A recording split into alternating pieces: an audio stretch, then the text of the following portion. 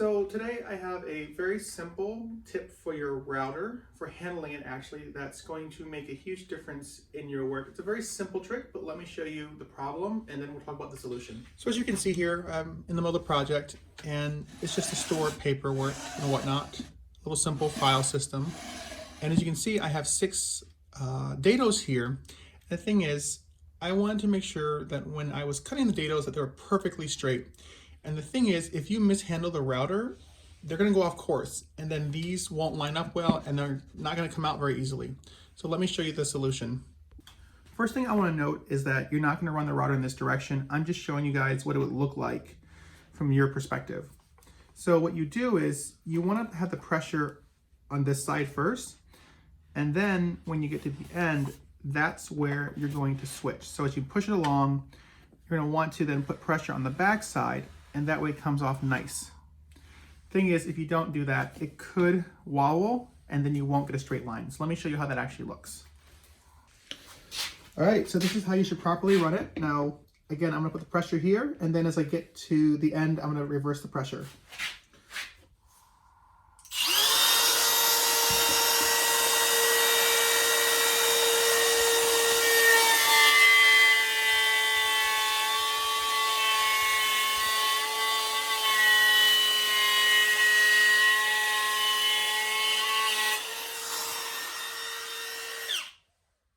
There's an issue here. As you can see, even though it's pressing, I still got, the bit was a little bit errant, so it kind of wobbled.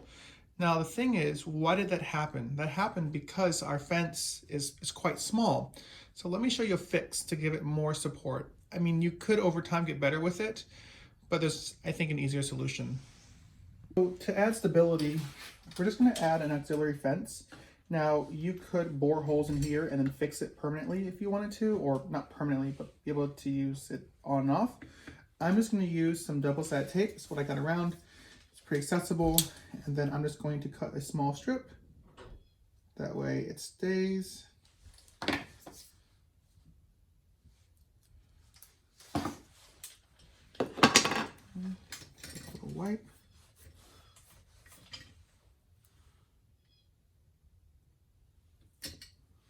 And then let's get the next piece here. All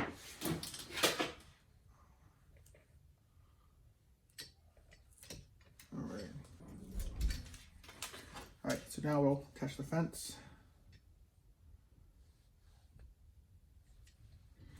All right. So obviously when you do this, make sure this is really clean. This is not ideal what I'm doing, but just to show you guys real quick. So now we'll bring it to about, right about here, I think is good. And let's try this now. I think we'll get a lot better contact with this.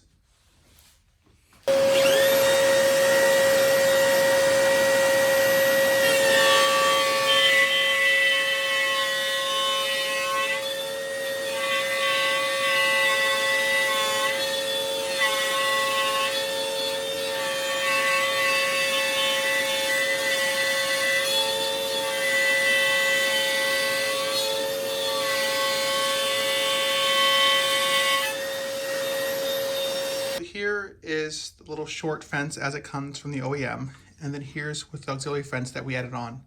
Much better, and you guys can see the problem and how we fixed it. So as you can see here, 2 things I want to note. One is, by adding the small piece of scrap wood, we were able to get a perfectly straight line, because again, this is helpful, but it's just a starting point. Second is, if you notice the difference with dust collection, the first one had dust spewing everywhere. We're having the dust collection, I mean, there was very little dust. So again, just a very simple tip, very inexpensive. Your router should already come with one of these accessories, the edge guide included. Just slap on a piece of scrap wood and the results you'll get, they speak for themselves. But remember, you put pressure here and then you switch pressure when you get to the end, and that will keep your line straight. So I hope this tip helped you guys just to maximize. Also to show you guys, having dust collection really does help a lot. So I'll see you guys in the next one.